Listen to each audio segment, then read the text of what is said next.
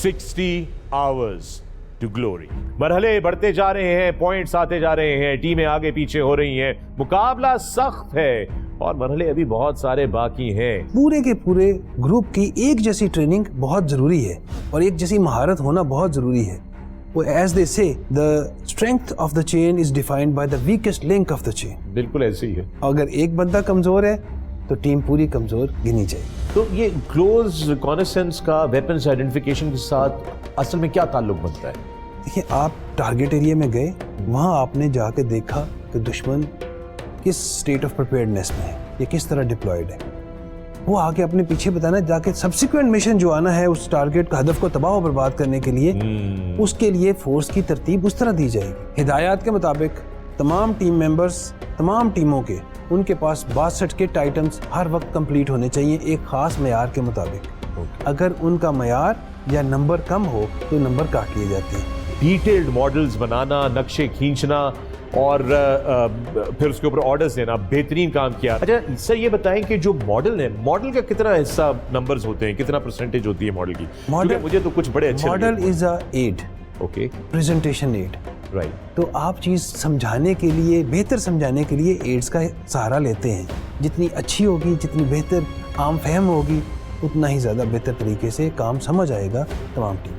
बिल्कुल जी, उतना ही बेहतर तरीके से हमें स्कोर भी समझ आएगा अगर हम पूरा मुश्तरका स्कोर देख लें।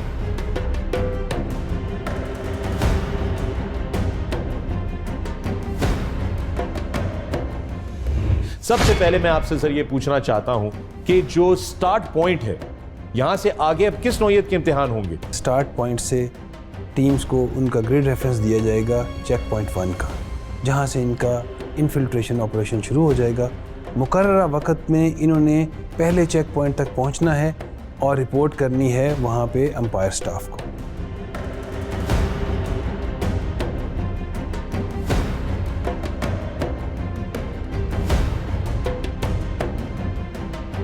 रात के अंधेरे में जब हम अपना इन्फिल्ट्रेशन जारी रख रहे थे, एक दुश्मन की पोस्ट से हमारी तरफ फायर आया।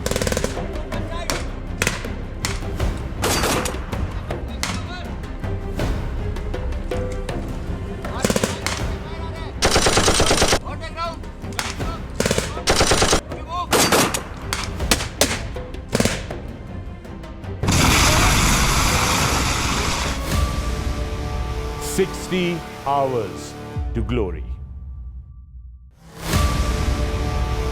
60 hours to glory।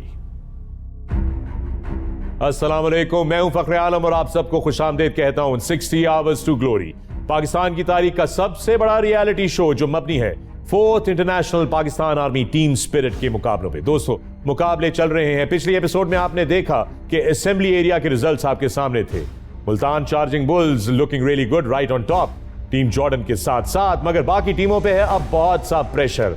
मामलात अब गंभीर होने लगे हैं क्योंकि टीमें उतरने लगी हैं मैदान में, जहां पे उनको सामना करना पड़ेगा बहुत से खतरात का, जंगी हालात का। हर जवान का होगा भरपूर इम्तिहान। स्टूडियो में मेरे साथ मौजूद मेरे मेहमान और साथी मेजबान brigadier Farhan. Sir, welcome to the show. मामलात होने लगे हैं गंभीर, हम जाने लगे हैं अब अपने उस मरहले की तरफ जहां से सही जंगी सूरत हाल बन जाएगी। सबसे पहले मैं आपसे सर ये पूछना चाहता हूं कि जो स्टार्ट पॉइंट है, यहां से आगे अब किस नौयत के इम्तिहान होंगे? स्टार्ट पॉइंट से टीम्स को उनका ग्रिड रेफरेंस दिया जाएगा चेक पॉइंट 1 का, जहां से इनका इन्फिल्ट्रेशन ऑपरेशन शुरू हो जाएगा। मुकर्ररा वक्त में इन्होंने पहले चेक पॉइंट तक पहुंचना है और रिपोर्ट करनी है वहां पे अंपायर स्टाफ को। वो इनको एक नया नैरेटिव देंगे जो कि मुश्तमिल होगा एंटी एम्बुश ड्रिल के लिए। और उसके बाद इन्होंने उसके मुताबिक अपना रिस्पांस करके दिखाना है। सर, ये हमारे देखने वालों को बता रहे हैं, आपने कहा जो उनको ग्रिड मिलेगा, ये क्या ग्रिड, क्या चीज होती है? ग्रिड रेफरेंस लोकेशन को कहते हैं कि कहाँ इन्होंने पहुंचना है। ग्रिड रेफरेंस एक नक्शे का रेफरेंस पॉइंट होता है जो इनको दिया जाता है। और अब जिस इलाके से ये गुजरने वाले हैं, उस इलाके की टेरेन के बारे में बताइए। खतरों से भरपूर क्या सूरत हाल है? It is a challenging terrain which is undulating, which is not straight, और उसमें काफ़ी ज़्यादा स्क्रब और बुशेस मौजूद हैं जो कि थॉर्नी है और स्ट्रेट पाथ में इनके लिए चलना मुश्किल होगा। ये चैलेंजिंग टास्क होगा इनके लिए। It's not going to be an easy approach march for all of them to reach CP1. तो CP1 तक पहुंचने के लिए दोस्तों जंगलात में से गुजरना है, झाड़ियां हैं, कांटे हैं, कीकर के दरख्त हैं, 2-2 इंच के कांटे हैं, Infested with reptiles. यानी कि सांप बिच्छू सब कुछ मौजूद है, सब कुछ वहाँ पे होगा. कोई कसर नहीं छोड़ी आपने, कोई बच ना जाए गलती से, ये कोशिश है हम सबकी. This is a real time scenario Absolutely. which they may confront in the actual operations. बिल्कुल. और जैसा कि हम आपको बार बार बोलते हैं कि ये मशकें नहीं है, ये जंगी माहौल है और इन सबको जंगी माहौल में हमें रखना होता है. अच्छा ब्रिगेडियर फरहान, जब ये चेक पॉइंट 1 पे पहुंचेंगे तो वहां पर आपने जिस तरह पहले बताया कि एक नैरेटिव दिया जाएगा, उसका लबे लबाब क्या है? उसका लबे लबाब ये है कि इन्होंने एंटी एम्बुश ड्रिल करनी है दुश्मन की एम्बुश के पेश नज़र, और वो जो इनकी ड्रिल्स एंड प्रोसीजर्स होंगी एंटी एम्बुश ड्रिल्स की, वो उसके ऊपर इनको जज किया जाएगा और इनको अवार्ड दिया जाएगा. एंटी एम्बुश ड्रिल देखने वालों के लिए थोड़ा सा अगर हम समझाएं, एम्बुश कहते हैं जब आप पे अचानक हमला हो जाए, आप अपना कारवां लेकर चल रहे हो और अचानक आपके ऊपर हमला हो जाए, और उसके अगेंस्ट जो आप एंटी एम्बुश ड्रिल करते हैं कि आप क्या तैयारी करते हैं, आप झाड़ियों में छलांग मार देते हैं, पोजीशनें ले लेते हैं अपने आप को बचाने के लिए. इन नटशेल ये वो अमल है या वो एक्शन है जो कोई भी टीम दुश्मन की घात के पेश नज़र करती है अपने आप को बचाने के लिए. All right, so there you have it. Now you understand what the anti-ambush drill is. मगर दोस्तों, जैसा कि हमने आपको कहा कि ये जो रास्ते हैं अब आगे इस मैदान में जहां ये उतर रहे हैं, वहां पर सूरत हाल बहुत ही मुश्किल है, वहां के हालात बहुत ही मुश्किल हैं. दिन के वक्त बहुत ज्यादा गर्मी हो जाती है, पसीनो पसीन हो जाता है, डिहाइड्रेशन का सामना करना पड़ जाता है, और रात को टेम्परेचर बड़े तेजी से ड्रॉप करता है. सूरज जाने के बाद बहुत शदीद ठंड हो जाती है. तो मुकम्मल इम्तिहान है, हर तरह का फिजिकल चैलेंज जो है वो हमारे जवानों के लिए इस वक्त वेट कर रहा है. बिल्कुल. और आग जलाने पे पाबंदी है. और आग भी दुश्मन के इलाके में आप आग कैसे जला सकते हैं? बिल्कुल, बहुत जबरदस्त, वेरी इंटरेस्टिंग. दोस्तों एक बार फिर आपको लेकर चलते हैं मैदान की तरफ जहां पर अब जंगी सूरत हाल है. दुश्मन के इलाके में टीमों को जाना है और वहां पर अपने हदफ तक पहुंचना है, बिल्कुल खामोशी के साथ, कदम फूंक फूंक के रखना है, नजर रखनी है हर तरफ, मेक श्योर करना है कि किसी किस्म का कोई भी ऐसा क्लू दुश्मन को ना मिले जिसको उससे अंदाजा हो कि यहां पर कोई मौजूद है. बहुत ही इंटरेस्टिंग मरहला होगा ये एंटी एम्बुश ड्रिल का. आइए देखते हैं.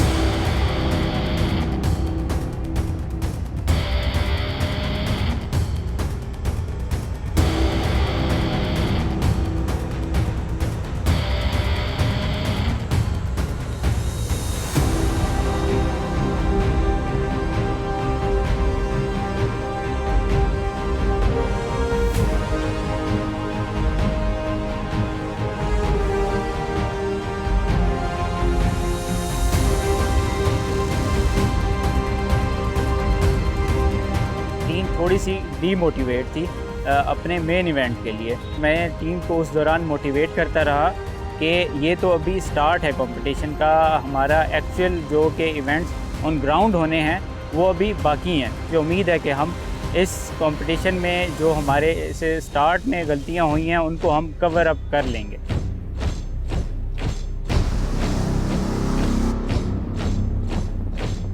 नारे तकबीर, Allahu Akbar.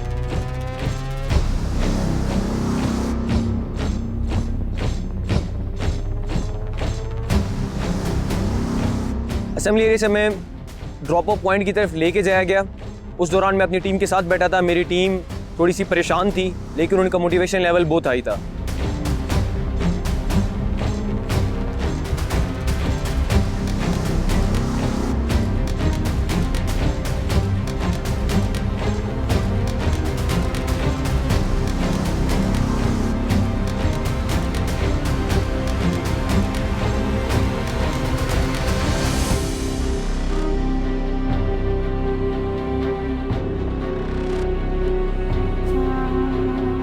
Drop of point पे हमारे किट की दोबारा से इंस्पेक्शन की गई और सामान हमारा दोबारा से रैंडमली उसका वेट चेक किया गया कि आया ये 200 kgs है या उससे कम है.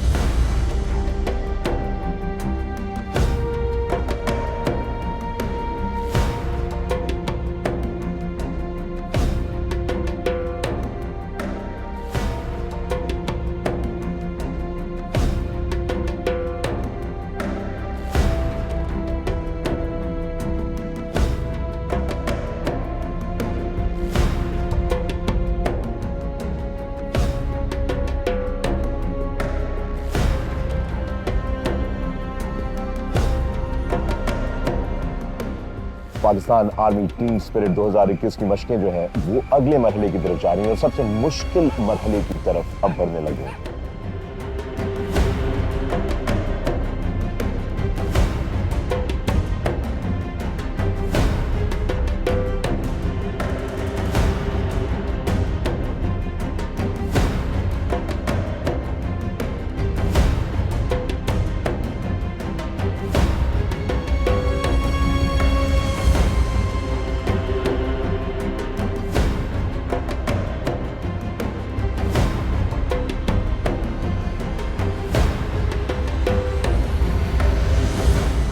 ये है नाइट नेविगेशन और इन्फिल्ट्रेशन, यानी कि रात की तारीकी के अंदर उस जंगल के अंदर दुश्मन के इलाके में 20 से 22 किलोमीटर अंदर जाना है।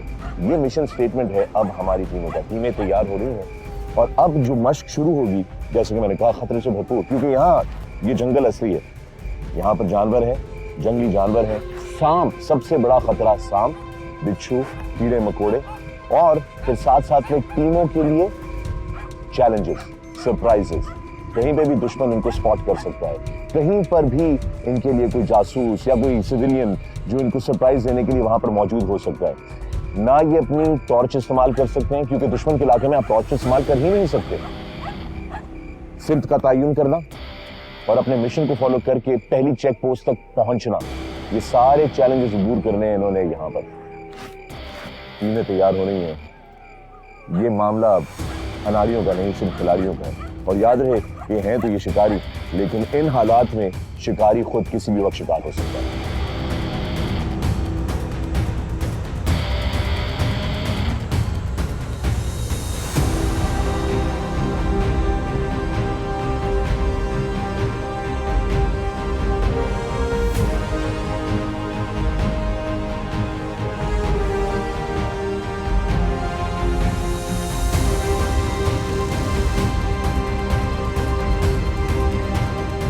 बैनुल-अक़वामी टीमें अब तैयार हो रही हैं पहले मरहले के लिए, जो कि नाइट नेविगेशन और इन्फिल्ट्रेशन है।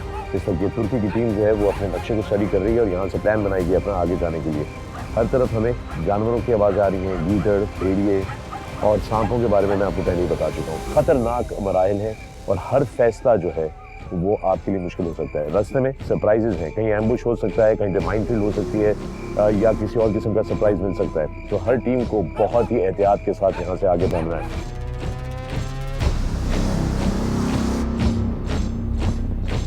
ऑन पोजीशन हमने निकालने के बाद हमें CP1 का ग्रिड रेफरेंस दिया गया।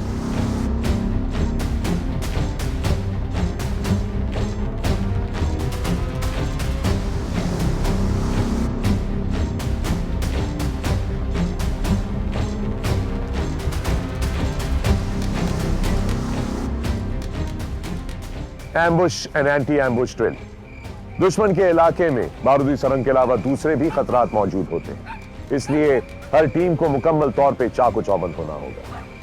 शोर के अंदर हर खामोशी को और खामोशी में हर आहट को पहचानने की एबिलिटी मौजूद होनी चाहिए। याद रहे कि अगर दुश्मन को यह पता चल जाए कि टीम उनके इलाके में मौजूद है तो वो उनको एम्बुश कर सकती है, और इस सूरत हाल में टीम को उस एम्बुश को रिपेल करना होगा।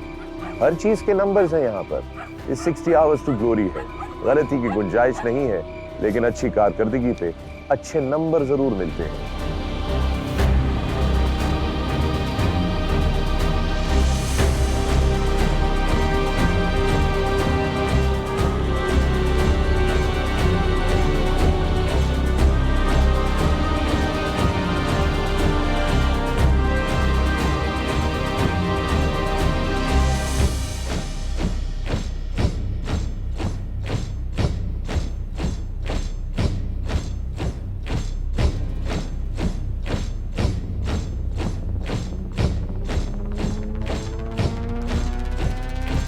जैसे ही हमारी नाइट नेविगेशन स्टार्ट हुई, मुझे इस बात की फिक्र थी कि मेरी टीम का मोटिवेशन लेवल तो हाई है, लेकिन रास्ते में कुछ भी इंसिडेंट हमारे साथ हो सकता है।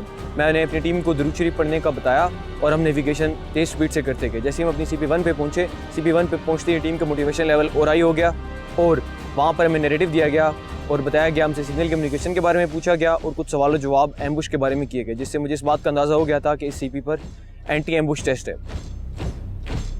Your team is complete? Yes, sir. कितने किलोमीटर डिस्टेंस किया आपने? 9.5 किलोमीटर। 9.5 किलोमीटर? क्यों डिट्रैक हुए बीच में? नहीं सर, अच्छा, क्या बेरिंग थी आपकी? 281 डिग्री सर। ये इन्फिल्ट्रेशन कहते हैं किस चीज़ पर, क्या मतलब है?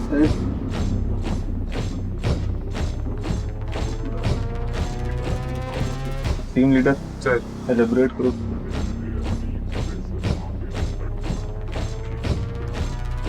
क्या क्या जगह हो सकती हैं लाइकली आपकी रूट में, क्या क्या?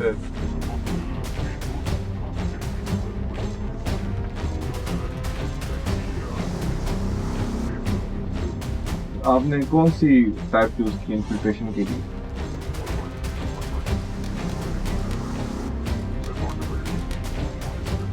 डेंजर एरिया क्या होता है, उसकी क्या ड्रिल है, क्या प्रोसीजर है?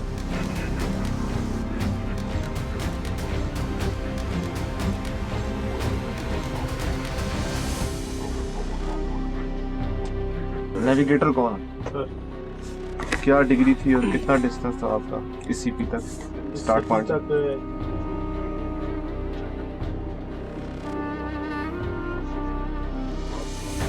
How you have carried this infiltration, how you have planned and how you have executed?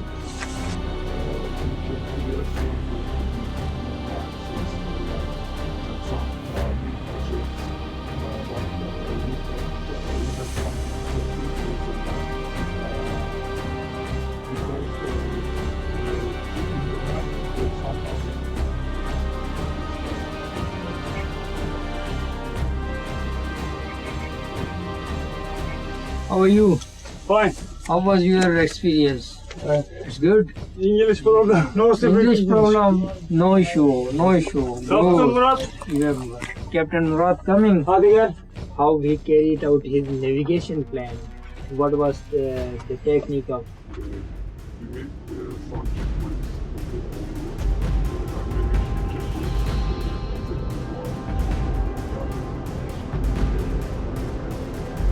A map, compass and a light colors. Okay. Navigator क्या क्या है आपके पास नेविगेशन के लिए, क्या इक्विपमेंट है?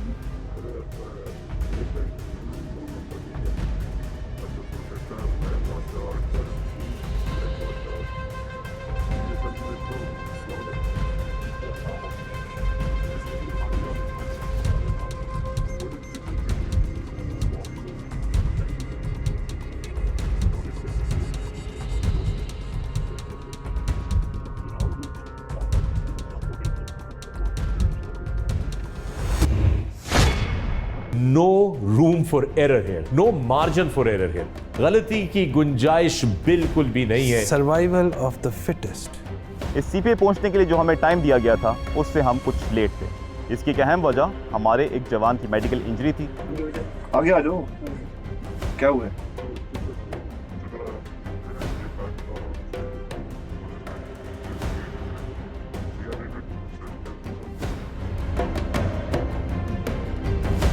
मार्च के आखिर में सीपी हिट करने के बाद हमें दुश्मन की तरफ से एक एम्बुश का सामना करना पड़ा।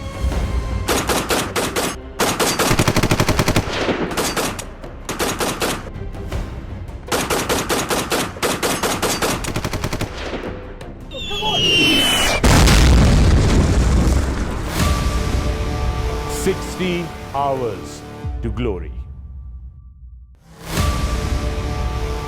60 hours to glory. रात के अंधेरे में जब हम अपना इन्फिल्ट्रेशन जारी रख रहे थे, एक दुश्मन की पोस्ट से हमारी तरफ फायर आया।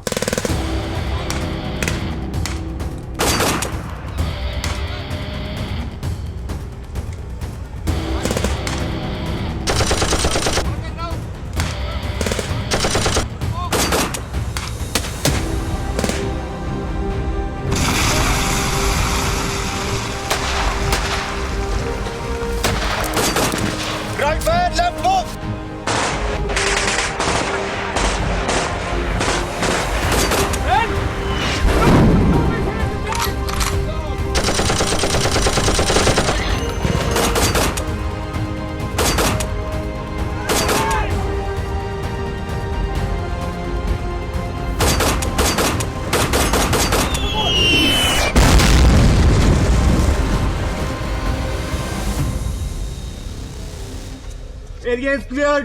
Alpha move.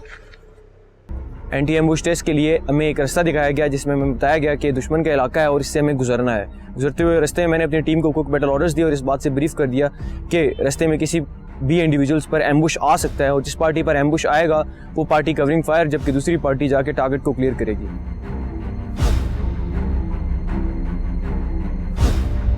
टीम के ऊपर एम्बुश आया। एम्बुश आने के बाद अल्फ़ा 2 जिस पर एम्बुश आया था वो कवरिंग फायर देने लग पड़ा और अल्फ़ा 1 ने, जिसमें मैं खुद मौजूद था, हमने जाके टारगेट की लेफ़्ट साइड से टारगेट को क्लियर किया।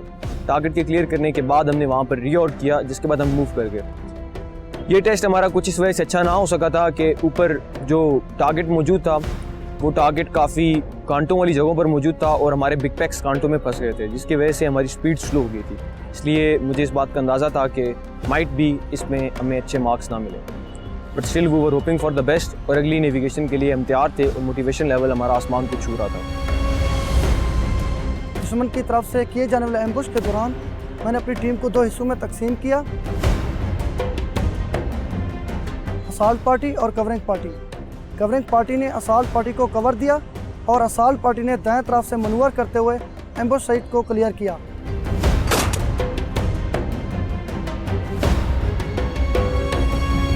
एंटी एम्बुश में हमारी पोजीशन इतनी अच्छी नहीं रही थी। मेन वजह यही थी कि हमने जो एम्बुश साइटिंग की थी उसमें हमें इतना एरिया नहीं मिला था जिसमें हम अपनी ड्रिल्स अप्लाई कर सकें।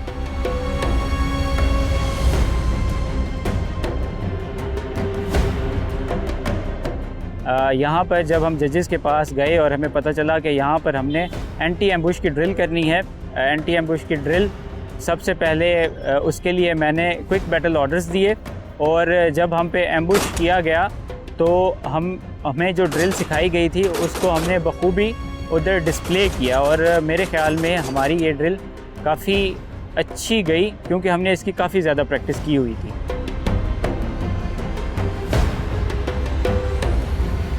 इस सी पे पहुंचने के लिए जो हमें टाइम दिया गया था उससे हम कुछ लेट थे। इसकी एक अहम वजह हमारे एक जवान की मेडिकल इंजरी थी। आगे आ जाओ। क्या हुआ है?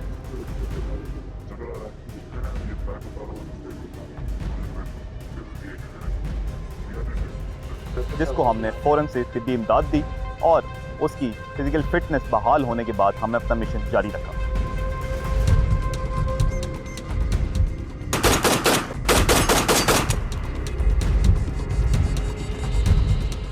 मार्च के आखिर में सीपी हिट करने के बाद हमें दुश्मन की तरफ से एक एम्बुश का सामना करना था,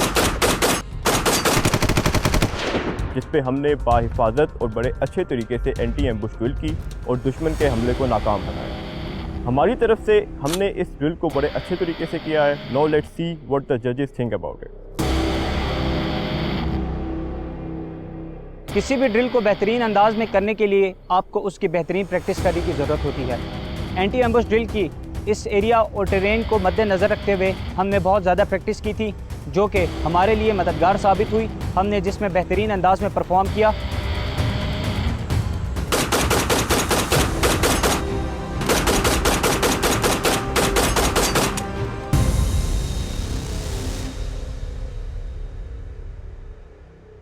वाओ, मैंने अपनी जिंदगी में इस तरह के इमेजेस अपनी टेलीविजन स्क्रीन के ऊपर नहीं देखे। इतने सनसनीखेज लम्हात हकीकत में मबनी पाकिस्तान आर्मी टीम स्पिरिट के मुकाबले हम आप तक पहुंचा रहे हैं right here on 60 hours to glory. और आप देख रहे थे एंटी एम्बुश ड्रिल्स। इसमें भरपूर परफॉर्मेंस रही टीम श्रीलंका की और उनके साथ साथ मंगला जलजाल, वेल डन। लेकिन भावलपुर थंडर्स एक दफा फिर कुछ जरा वीक से लगे। भावलपुर थंडर्स वीक इसलिए गिने गए कि उनके ड्रिल्स एंड प्रोसीजर्स वीक थे। अगर ड्रिल्स एंड प्रोसीजर्स में वो थोड़ी सी ज़्यादा डिलीजेंस दिखाते तो वो अच्छा परफॉर्म कर जाते। थोड़े से वो वही वाली बात है कि there is no room for error here, no margin for error here. गलती की गुंजाइश बिल्कुल भी नहीं है। Survival of the fittest, survival of the fittest, remember it is the best of the best. और इस वक्त बात कर रहे हैं बेस्ट ऑफ द बेस्ट की, तो लेकर चलते हैं अपने एक और बेस्ट ऑफ द बेस्ट की तरफ। We have with us lieutenant colonel Umair Bangash. Score updates please. मुकाबला इंतहाई दिलचस्प मराहिल में दाखिल हो चुका है। जंप ऑफ पॉइंट से तमाम पेट्रोल्स को मैप रेफरेंस मिलने के बाद चेक पॉइंट नंबर 1 की तरफ रवाना किया गया। पेशकदमी करते करते इन पर एम्बुश की कार्रवाई हुई और तमाम टीम्स ने एंटी एम्बुश ड्रिल्स का बेहतरीन मुजाहिरा दिखाया। लेकिन इसी दौरान अगर स्कोर की जानिब हम देखें तो मंगला जिलजाल ने पहली बार पहली पोजीशन हासिल की है, जबकि दूसरे नंबर पर गुजरांवाला सरफरोश रही। तीसरे नंबर पर रावलपिंडी पासबान। चौथे नंबर पे दो टीम्स यानी मुल्तान चार्जिंग बुल्स और कराची जिंदा दिल बराजमान हैं। पांचवा नंबर कोयटा हिंगोरियंस और लाहौर तेजुतुंद का है, जबकि छठी पोजीशन बहावलपुर थंडर्स की है। और अगर हम इंटरनेशनल टीम्स की जानिब देखें तो पहली बार श्रीलंका ने पहली पोजीशन हासिल की है, जबकि दूसरे नंबर पर उज़्बेकिस्तान की टीम, तीसरे नंबर पर टीम जॉर्डन और आखिर में टीम टर्की रही। और अब चलते हैं हम ओवरऑल स्कोर्स की जानिब।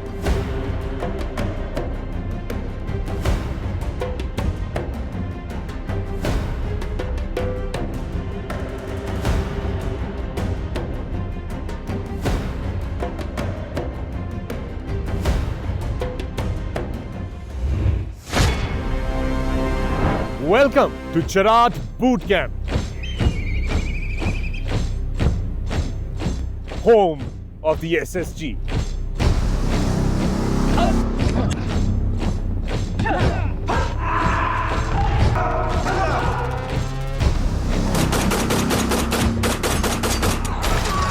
सुपर फैन बनकर आप जीतेंगे trip to the Cherat boot camp, जहां पे बहुत सारा एडवेंचर है।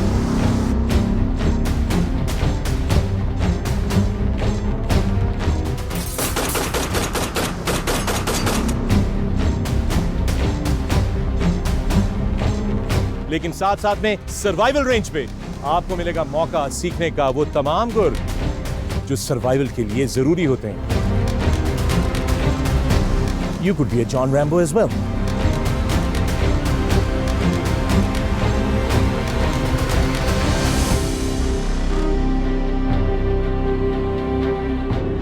Six Hours to Glory पे सवाल का सही जवाब दीजिए हमारी वेबसाइट पे बिकम अ सुपर फैन और जीतिए इस तरह के एडवेंचर जो मुंतजिर हैं आपके।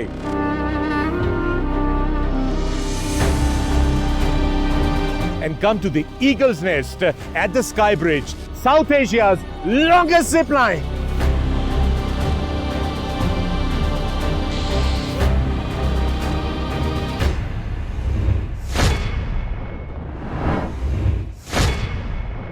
बात तो बड़ी मामूली सी लगती है, लेकिन दुश्मन के इलाके में पेशकदमी करते वक्त अगर कोई अजनबी आपको टकर जाए तो फिर ये फैसला आप कैसे करें कि वो जासूस है या एक आम आदमी। इस मौके पर फौजी का दिमाग उसकी जुबान से ज्यादा तेज चलता है और वो इंफॉर्मेशन एक्सट्रैक्ट करके टीम फैसला कर सकती है कि क्या ये जासूस है या फ्रेंडली। देखना यह है कि इस टास्क में हमारी कौन सी टीम अपना दिमाग और अपनी जुबान सही तरीके से इस्तेमाल करती है। 60 hours to glory. 60 hours to glory. Thank you lieutenant colonel Umair Bangash. दोस्तों आप लोगों ने टीम्स के स्कोर्स देखे। अभी भी Multan charging bulls are on top. Jordan की टीम भी अभी भी टॉप पर है, बेहतरीन परफॉर्मेंस है उनकी, लेकिन बदकिस्मती से भावलपुर थंडर्स और गुजरांवाला सरफरोश इन पे अब बहुत ज्यादा प्रेशर आ जाएगा because they are at the bottom of the table. यहां से आगे बहुत ज्यादा मेहनत करनी पड़ेगी। और even though anti ambush drills जो थे वो मंगला की टीम ने और टीम श्रीलंका ने जीते, मगर they couldn't improve their position. तो आगे हर टीम को बहुत मेहनत करनी पड़ेगी। Thank you brigadier Farhan. अगली एपिसोड में जब हम आपके पास आएंगे तो हम लेकर चलेंगे अपनी टीमों को इसी मैदान जंग के अंदर चेक पॉइंट 2 पे, जहां से आगे हैं और भी बहुत से खतरात। मैं हूं फखरे आलम और ये है खतरात से भरपूर रियलिटी पे मबनी television show 60 hours to glory. अपना ख्याल रखिएगा। शब बखैर। पाकिस्तान जिंदाबाद। माइन फील्ड क्लियरेंस, बारूदी सुरंग से बचना, वन रॉन्ग स्टेप कबूल। दुश्मन के इलाके में हर कदम जानलेवा साबित हो सकता है। उठने वाला हर कदम या तो जमीन पर या जमीन में दबी हुई बारूदी सुरंग पर। आगे बढ़ने के लिए बारूदी सुरंग को साफ करना बहुत जरूरी है। ये सारा जंगल खतरनाक जानवरों, कीड़ों मकोड़ों, सांप बिच्छू से भरा पड़ा है और ये टास्क का हिस्सा है।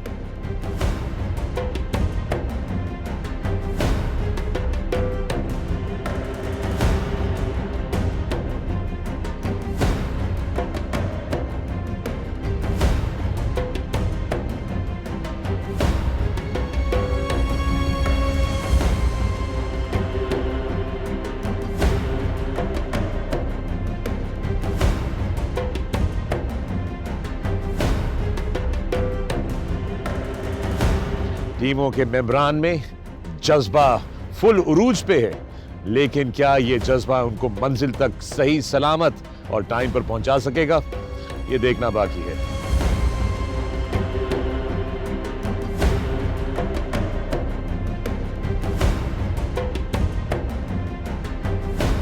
हमारी फॉरेन टीम यहाँ पर मौजूद है इस वक्त, वो अपना मॉडल तैयार कर रही है, इसके ऊपर वो प्लानिंग करेगी, रास्तों की प्लानिंग करेगी कि किस तरह किस रास्ते को यूज करना है, दुश्मन के करीब जाना और फिर वहां से कामयाबी के साथ अनडिटेक्टेड वापस आना।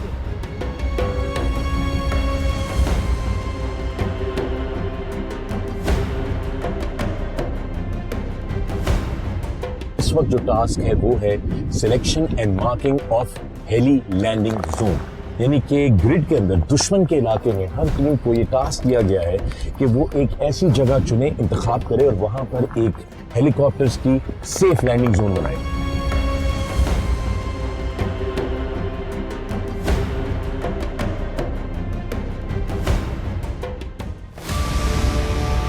$60 hours to glory.